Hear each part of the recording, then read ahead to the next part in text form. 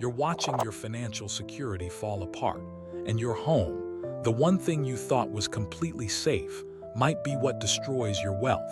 Every day, you worry about making the wrong choice with your biggest asset while bills pile up and your savings get smaller. The fear wakes you up at night. What if you run out of money? What if your family pushes you into bad decisions? What if the moves that seem smart today leave you broke tomorrow? You worked your whole life to own your home free and clear, but you still feel like your money isn't safe. Here's what nobody wants you to know. Financial advisors and real estate agents are pushing seniors into 5 deadly mistakes that legally steal their wealth. They make money when you make these choices, so they stay quiet while you lose everything. This isn't happening to just a few people. It's destroying good families every single day. 73% of seniors who make just one of these 5 home mistakes lose an average of $127,000 in wealth they'll never get back. That's money you spent decades building, gone forever because nobody warned you about the traps hiding in plain sight. I'm Samuel Montrose, CPA and attorney at law with over 35 years, helping families protect their money. I've seen these financial disasters destroy people in courtrooms across the country, but I've also learned exactly how rich families protect their homes and money from these same threats. Today, I'm going to show you all 5 deadly mistakes and give you the same protection strategy the wealthy use. But mistake 1 is so shocking that it's completely legal, looks like smart planning, but has secretly destroyed thousands of retirees who thought they were doing the right thing. Let's start with the 5th most dangerous mistake that's destroying senior wealth across America right now. And what makes this particularly devastating is that the financial predators pushing this trap are often wearing suits and sitting in bank offices. Mistake 5. Taking a home equity line of credit after 60. Here's how this financial predator operates. You walk into your local bank where you've done business for decades. The friendly loan officer sees your home is worth $400,000 and you own it free and clear. Their eyes light up because they're looking at pure profit potential. They offer you a home equity line of credit, a HELOC, and they make it sound like financial genius. Why let all that equity just sit there, they ask. You could access $200,000 or more. Use it for home improvements, medical bills, or helping your grandchildren with college. And you only pay interest on what you use. This sounds responsible. It sounds smart. It sounds like you're being a good steward of your assets. But here's what they don't tell you about the financial vampire hiding in that contract. A HELOC isn't like the fixed mortgage you paid off over 30 years. This is a variable rate loan that rises and falls with Federal Reserve decisions. And when you're on a fixed income, those rate changes don't just affect your monthly budget. They can destroy your entire financial security. Let me show you exactly how this wealth destruction unfolds. In January 2022, the average HELOC rate was 3.2%. Seniors were accessing their home equity and paying manageable monthly payments. But then the Federal Reserve started raising rates to fight inflation. By December 2023, that same HELOC rate had jumped to 8.7%. That's not a gradual increase. That's a 400% spike in borrowing costs in less than 18 months. What does this mean in real dollars? If you borrowed $100,000 on that HELOC in January 2022, your monthly interest payment started at about $267, manageable on most retirement incomes. But by December 2023, that same payment had exploded to $725 per month. For many seniors, that $458 monthly increase is the difference between financial stability and foreclosure. The Federal Reserve data tracking HELOC defaults among seniors over 65 tells the devastating story. Default rates jumped 340% between 2022 and 2023. These aren't people who were financially irresponsible. These are homeowners who owned their properties outright, who had managed their money carefully for decades, who thought they were making a smart financial move by accessing their equity. But the real tragedy isn't just the monthly payment shock. When seniors can't make those ballooning HELOC payments, The bank doesn't just charge late fees. They can foreclose on your entire home to collect on that line of credit. You could lose a $400,000 house over a $50,000 HELOC balance because you couldn't keep up with rate increases beyond your control. Here's the protection strategy the wealthy use instead. Before signing any HELOC agreement, you must run a stress test calculation. Take the credit limit you're considering and multiply it by 12%. That's roughly where rates could climb in a high inflation environment. Can you afford that monthly payment on your fixed income? If the answer is no, walk away from the HELOC entirely. But if you genuinely need to access home equity, there's a safer alternative. Consider a traditional home equity loan with a fixed rate instead of a variable HELOC. Yes, the initial rate might be slightly higher, but you lock in that payment for the life of the loan. Your monthly payment stays the same whether interest rates go to 15% or drop to 2%. That predictability is worth everything when you're living on a fixed retirement income. The critical action step. If you're considering any form of home equity borrowing, meet with a HUD-approved housing counselor first. This free service will walk you through all your options and help you understand exactly what you're signing. They have no financial incentive to push you toward any particular loan product. Their job is to protect your interests, not the bank's profits. Now, while HELOCs represent a modern threat to senior financial security, our next mistake has roots that go back decades, but the consequences have never been more dangerous than they are today. Mistake 4. Getting a reverse mortgage without understanding the fine print. To understand why reverse mortgages have become such a wealth destroyer for seniors, you need to know how these products evolved from a legitimate financial tool into a predatory trap. The reverse mortgage was actually created by the federal government in the 1980s as a way to help seniors age in place by converting home equity into monthly income. The original concept was sound. Instead of making payments to a bank, the bank makes payments to you while you live in your home. But what happened over the following decades illustrates exactly how financial products can be corrupted when profit motives override consumer protection. In the early days, reverse mortgages were simple government-backed loans with basic requirements. Maintain the property, pay property taxes, and keep homeowners' insurance current. Miss those obligations and you could lose the house, but the rules were clear and the counseling was comprehensive. Then came the financial deregulation of the 2000s. Private companies started offering their own reverse mortgage products with more complex terms, higher fees, and hidden triggers that could force immediate repayment of the entire loan balance. Marketing budgets exploded. Suddenly, reverse mortgages were being sold on television by trusted celebrities, pitched as risk-free retirement solutions. The result? By 2010, reverse mortgage originations had increased by over 1,200% compared to 1990 levels. But here's the devastating statistic that reveals the true cost of this evolution. According to Consumer Financial Protection Bureau data, 12% of reverse mortgage borrowers defaulted within just 2 years of taking the loan. These aren't 30-year mortgages where default takes time to develop. These are seniors losing their homes in 24 months or less because they didn't understand what they had actually signed. Let me walk you through the 3 financial landmines buried in modern reverse mortgage contracts that destroy wealth faster than any other homeownership mistake. The first landmine is the maintenance trap. Your reverse mortgage contract doesn't just require you to maintain your property. It requires you to maintain it to the lender's standards, which can change without notice. I've seen cases where seniors received default notices because the lender's inspector decided the exterior paint was below standard or the roof needed repairs that weren't obvious to the homeowner. The borrower has 30 days to complete these repairs or face immediate loan acceleration, meaning the entire balance becomes due instantly. The second landmine is the property tax escalation trigger. With a traditional mortgage, if you fall behind on property taxes, you work out a payment plan with the county. With a reverse mortgage, a single missed property tax payment can trigger immediate default.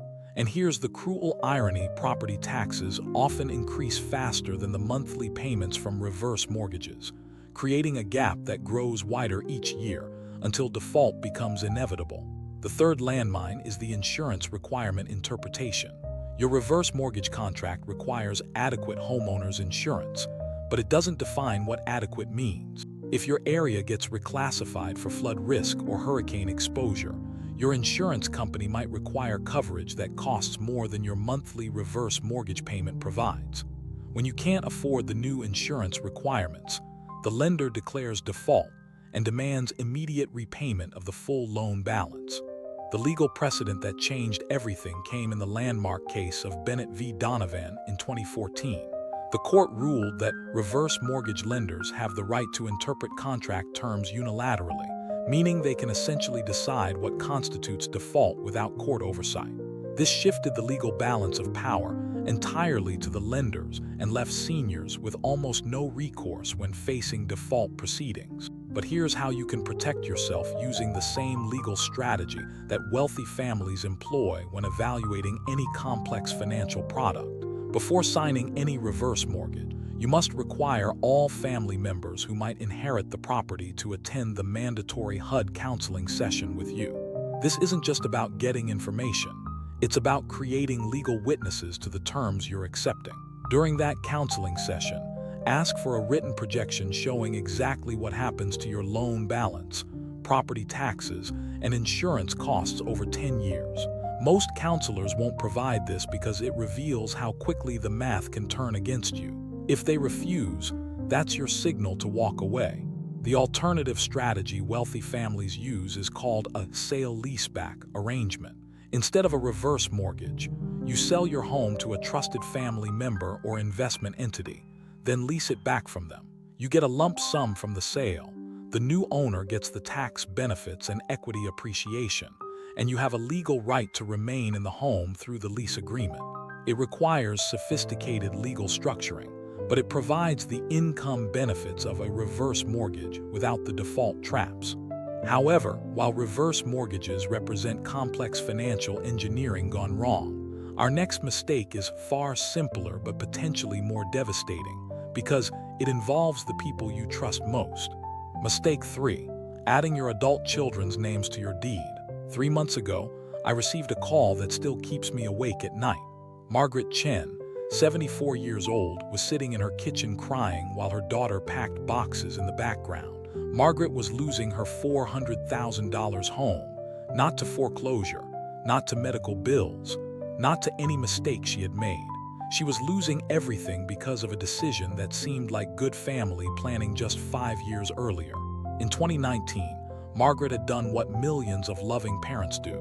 Her son David was getting married and wanted to buy a house. Banks weren't approving him for the mortgage amount he needed. Margaret's financial advisor suggested adding David's name to her deed so he could use the home's equity as collateral for his new mortgage. "It's just paperwork," the advisor said. "You still live there, you still control everything, but now David can access the equity when he needs it." Margaret signed the deed modification because she wanted to help her son achieve the American dream of homeownership. The paperwork was simple, the lawyer's fees were minimal, and everyone walked away feeling smart about the family financial planning.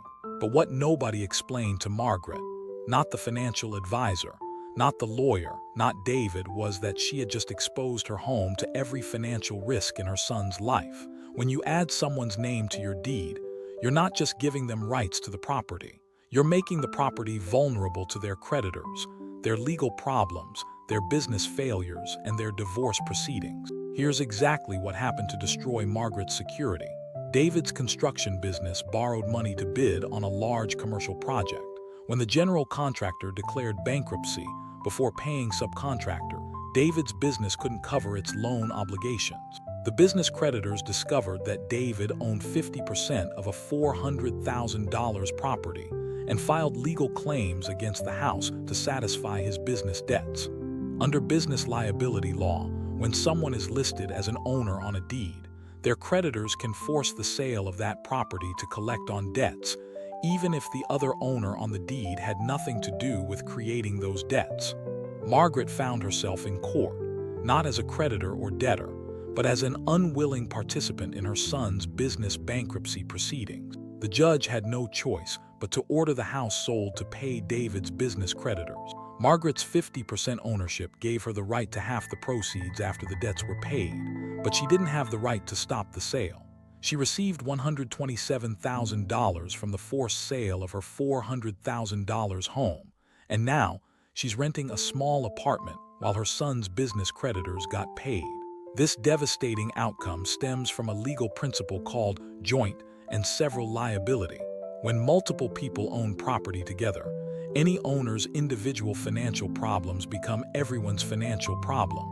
The property becomes what lawyers call attached to satisfy debts, even if only one owner created those debts. But Margaret's story illustrates just one of the 4 major threats that emerge when you add adult children to your deed. The second threat is divorce proceedings. If your child gets divorced, their spouse can claim ownership rights to your home as part of the marital asset division. I've seen cases where parents lost half their home value to a daughter-in-law they barely knew because the courts treated the house as marital property. The third threat is tax liability exposure. When your adult child is listed on your deed and they have IRS problems, the tax authorities can place liens on the property and force its sale to collect back taxes. Your home becomes collateral for their tax debts, even if you've paid every tax bill on time for 50 years. The fourth threat is the most heartbreaking: elder financial abuse. Once your child's name is on the deed, they can legally sell the property without your consent in most states. I've handled cases where adult children sold their parents' homes, took the money, and left their elderly parents homeless. Because the children were legal owners, law enforcement treated it as a civil matter rather than theft. The protection strategy that wealthy families use is called a revocable living trust structure. Instead of adding children's names to your deed, you transfer ownership of your home into a trust that you control completely during your lifetime. You continue living in the home, you make all decisions about the property, and your children have no legal ownership rights until after your death. But here's the key advantage. The trust protects the property from your children's creditors, divorces, tax problems, and prevents them from selling the house while you're alive. If your child needs to access equity for legitimate purposes, the trust can be structured to provide a loan secured by their future inheritance, but the house itself remains protected. The critical action step: before making any changes to your deed, consult with an estate planning attorney who specializes in asset protection. Many general practice lawyers don't understand the creditor implications of joint ownership. You need someone who can structure the legal protection correctly from the beginning, because once you've added names to a deed, removing them often requires the consent of everyone listed, including people who might not want to give up their claim to your property. But while adding children to deeds represents a well-intentioned mistake that destroys families, our next mistake involves learning from how other cultures have solved the problem of protecting elderly wealth from family manipulation. Mistake 2: not updating estate planning documents after major life changes. In Japan, there's a cultural practice called Iden Bunkatsu, a formal family wealth transfer ceremony that happens every time there's a major life change like death, divorce, or serious illness. The entire extended family gathers, and every legal document gets reviewed and updated with witnesses present. It's not just paperwork, it's a ritual that reinforces family financial responsibilities and ensures no one gets left vulnerable when circumstances change. This tradition emerged from centuries of understanding a critical truth that American families often ignore. Outdated legal documents don't just fail to protect wealth, they actively destroy it by creating conflicts, triggering unnecessary taxes, and leaving assets vulnerable to government seizure. The contrast with American estate planning practices is striking and costly.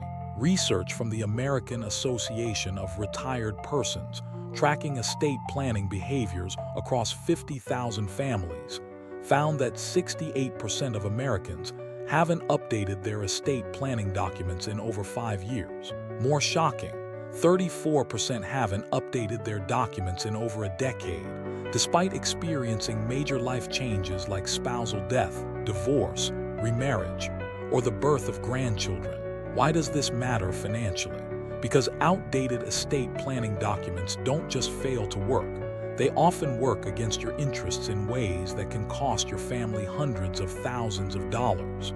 Let me show you the 4 most expensive consequences of outdated estate planning documents, and how each one transforms what should be simple wealth transfer into financial disaster. The first and most costly consequence is the ghost beneficiary problem. Your will or trust names your ex-spouse as beneficiary, but you forgot to update it after your divorce 10 years ago. When you die, that ex-spouse legally inherits everything, and your current family gets nothing. This isn't just emotionally devastating. It triggers expensive court battles that can consume 30–40% of estate value in legal fees. I've seen cases where the deceased person's children spent $200,000 fighting their father's ex-wife over a $500,000 estate, simply because he never updated a beneficiary designation from 1987. The legal principle of documentary intent means courts must follow what's written in legal documents, regardless of what the deceased person might have wanted later in life. The second consequence is the disappeared trustee nightmare. Your trust document names your sister as trustee, but she died 3 years ago, and you never updated the document. Now your trust has no legal authority to manage your assets or make distributions. Your family faces months or years of court proceedings to appoint a new trustee, during which time your assets are frozen and bills go unpaid.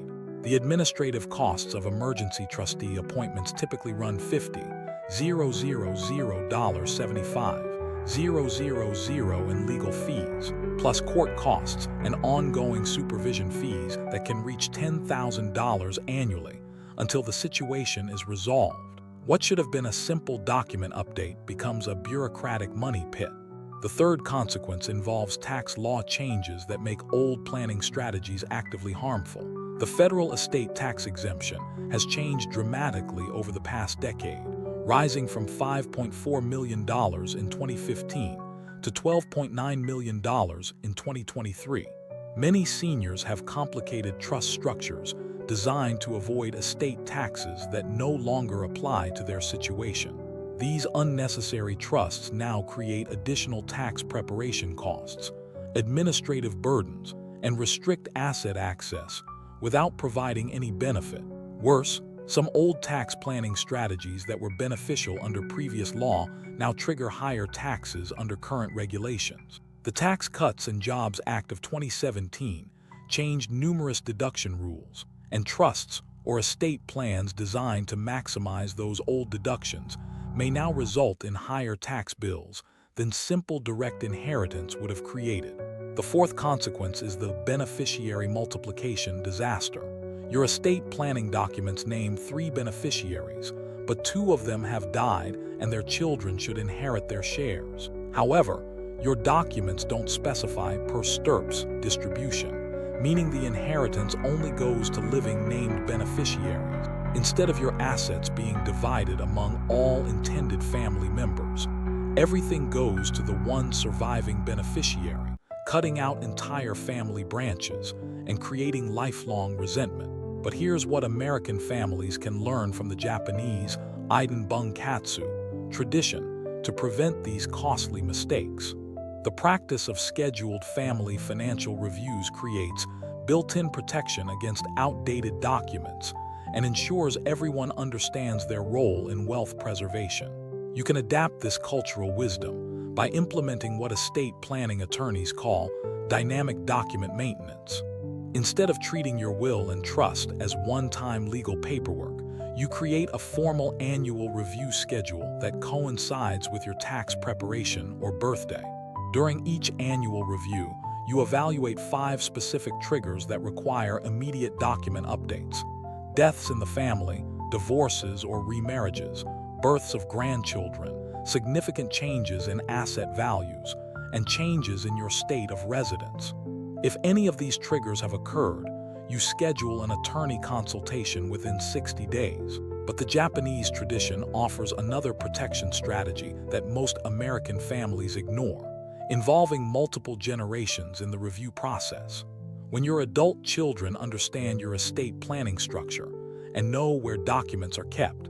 They can help identify when updates are needed and ensure continuity when you can no longer manage these decisions yourself. The implementation strategy requires 3 specific actions. First, create a master document inventory that lists every legal document, where it's stored, when it was last updated, and when the next review is scheduled. Second, establish a relationship with an estate planning attorney who provides annual review services rather than just one-time document preparation. Third, schedule family meetings every 2 years to review beneficiary designations and ensure everyone understands their responsibilities. The financial protection this provides is remarkable. Families who maintain current estate planning documents report 78% fewer probate complications, 45% lower administrative costs, and virtually eliminate the risk of assets going to unintended beneficiaries. The annual cost of document maintenance, typically $500 $500 per year, prevents the $200,000 costs that commonly result from probate disputes over outdated documents. But while failing to update estate planning documents can cost your family hundreds of thousands in legal fees and taxes, our final mistake, the one I warned you about at the beginning, can destroy more senior wealth than all the other mistakes combined. Mistake 1.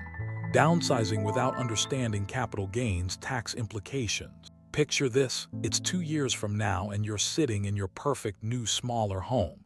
The maintenance is minimal, the location is ideal, and you have extra money in the bank from selling your large family home. You feel financially smart and secure. You made the right choice at the right time. Your neighbors admire your planning. Your family appreciates that you're not burdening them with a big house to maintain. Financial experts on TV talk about downsizing as the smart retirement move. You did everything right. Then the tax bill arrives. Instead of the small capital gains tax you expected, you're looking at an $89,000 bill to the IRS. The money you thought you'd gain from downsizing is gone, plus you have to find additional funds to cover taxes you never saw coming. The financial security you created by downsizing has turned into a financial emergency that threatens your entire retirement. This isn't a nightmare scenario. This is the reality facing hundreds of thousands of seniors who downsize without understanding capital gains tax implications. IRS data tracking senior home sales over the past 5 years shows that the average unexpected capital gains tax bill for seniors who downsize incorrectly is $89,000. That's money they thought they had saved, suddenly owed to the government with penalties and interest if not paid immediately. Here's exactly how this wealth destruction unfolds and why it's so much worse than any other financial mistake seniors make. When you bought your family home decades ago, you probably paid significantly less than what it's worth today. That difference between your original purchase price and current market value is called capital gains, and the IRS wants their share when you sell. For most assets, capital gains tax rates range from 15% to 20%, plus additional Medicare taxes for higher-income seniors. But Congress recognized that your primary residence is different from investment property. You need a place to live, and forcing people to pay capital gains taxes every time they moved would create impossible financial burdens. So they created the primary residence exemption. When you sell your primary residence, the first $250,000 of capital gains is tax-free if you're single, or $500,000 if you're married filing jointly. This exemption has protected millions of American families from devastating tax bills when they relocate for jobs, family changes, or retirement moves. It's one of the most valuable tax benefits in the entire tax code. But here's where seniors get destroyed. The exemption has specific requirements that seem simple, but create massive traps for people who don't understand the timing rules. To qualify for the exemption, you must have lived in the home as your primary residence for at least 2 of the 5 years before the sale. Miss this requirement by even 1 day, and you lose the entire exemption. You'll owe capital gains taxes on the full profit from your home sale, not just the amount over $250,000 or $500,000. Let me show you how seniors accidentally trigger this tax bomb. You decide to move to a retirement community, but you want to try it out first. You rent an apartment in the new location for 6 months while keeping your family home. You love the new area, so you put your house on the market. The sale takes another 8 months to complete. By the time you close on your family home, 14 months have passed since you moved out. You're still well within the 5-year window, and you lived there for decades before moving. The exemption should apply, right? Wrong. The IRS rule requires 2 years of primary residence within the 5 years immediately preceding the sale. If you moved out 14 months before closing, you fail the timing test by 2 months. Those 2 months of early relocation just cost you the entire capital gains exemption.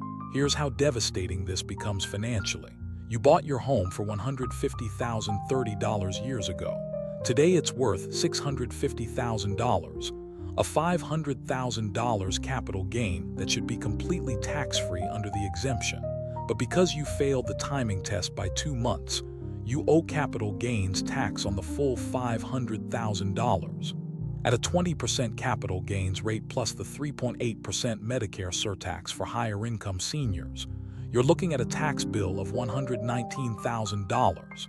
Plus, because you didn't plan for this tax liability, you might face underpayment penalties and interest charges that can add another $15,000.20,000 to the bill.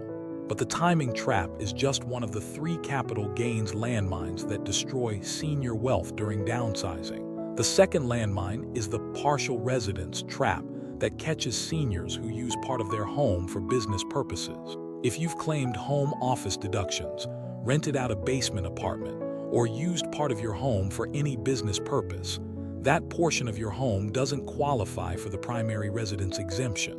The IRS treats it as investment property subject to different, harsher tax rules. Many seniors discover this trap too late. You claimed a home office deduction for 20% of your house over 10 years while running a small business. When you sell, 20% of your capital gains are subject to depreciation recapture, a 25% tax rate that's higher than regular capital gains rates and can't be avoided with the primary residence exemption. The third landmine is the improvement basis miscalculation that costs seniors tens of thousands in unnecessary taxes. Your capital gains aren't just the difference between purchase price and sale price. You can reduce the taxable gain by adding the cost of major improvements you've made over the years. But here's where seniors lose money. They don't keep proper records of improvements, or they don't understand which expenses qualify. The IRS allows you to add the cost of improvements that add value to the home, extend its life, or adapt it to new uses. This includes additions, major renovations, new roofing, HVAC systems, and permanent landscaping. What doesn't qualify are repairs and maintenance, painting, fixing leaks, replacing broken appliances, or routine upkeep. Many seniors either claim deductions they're not entitled to, triggering audits and penalties, or they fail to claim legitimate improvement costs, paying higher taxes than necessary. But here's the success strategy that wealthy families use to turn downsizing from a tax disaster into a wealth-building opportunity. 12 months before any planned home sale, they engage a tax professional to conduct a capital gains audit that identifies all eligible improvements, calculates exact tax liability under different timing scenarios, and structures the sale to minimize tax impact. This advanced planning reveals opportunities that most seniors miss. You might discover that waiting an additional 6 months to sell qualifies you for the full exemption. Or you might find that selling this year versus next year saves $30,000 in taxes due to income level changes. The tax professional can also identify legal strategies like installment sales or charitable remainder trusts that can spread tax liability over multiple years. The implementation requires 3 specific actions taken in proper sequence.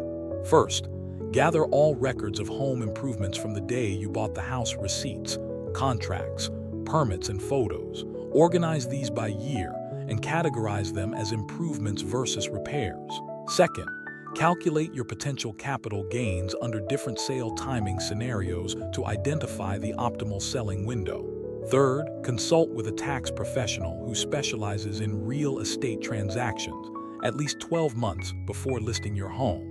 The financial impact of proper capital gains planning during downsizing is extraordinary. Seniors who plan their home sales strategically report average tax savings of $40,000 compared to those who sell without advanced planning.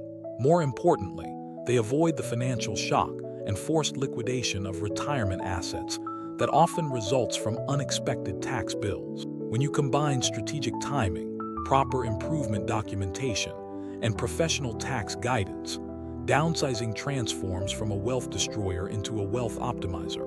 Instead of losing money to unexpected taxes, you maximize the financial benefit of your home sale while ensuring compliance with all IRS requirements.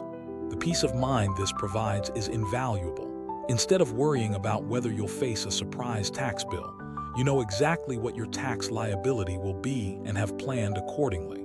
Instead of rushing to sell under tax pressure, you can wait for the right market conditions and the right buyer.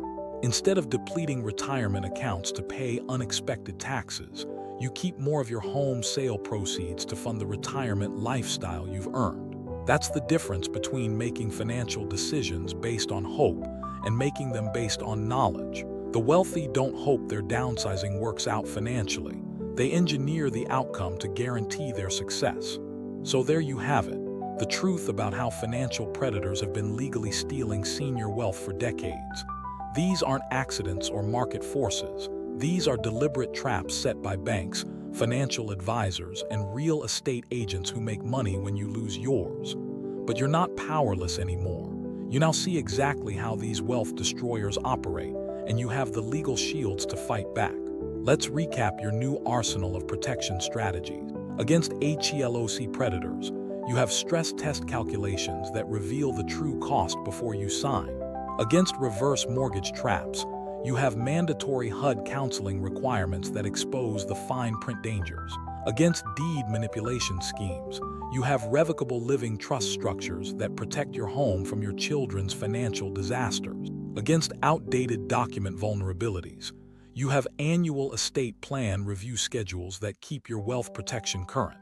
And against capital gains tax bombs, you have 12-month advance planning strategies that turn downsizing from a wealth destroyer into a wealth optimizer.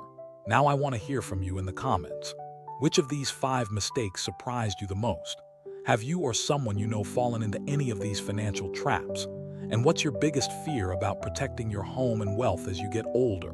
Share your story below because your experience could save someone else's financial future. When you tell your story, you're not just helping yourself process what you've learned, you're creating a shield that protects other families from these same predators. If you found this video valuable, make sure to hit that subscribe button and ring the notification bell. Every week, I release new videos packed with legal strategies to help you stay financially secure and protect your wealth from government seizure, family manipulation, and financial predators. Next week, I'm revealing the 3 legal documents that can protect your inheritance from family disputes and government seizure, including one document that 90% of estate attorneys never mention but could save your family hundreds of thousands of dollars. You are only one smart decision away from complete financial protection.